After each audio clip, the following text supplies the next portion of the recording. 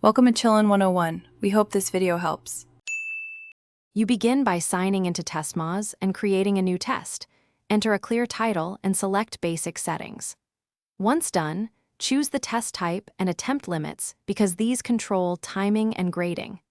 Make sure to pick a password or enable anonymous access depending on privacy needs, and import or paste your prepared question set to speed setup. You'll save time by grouping similar questions and setting default points per item so grading behaves predictably when students submit.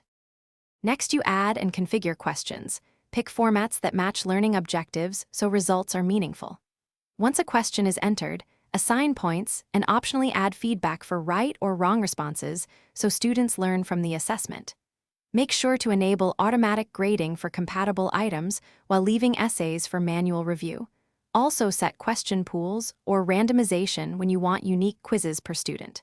Finally, preview the test to validate logic, scoring, and navigation before To finish, publish your test and distribute the link or class code to students. Configure availability windows so access is controlled.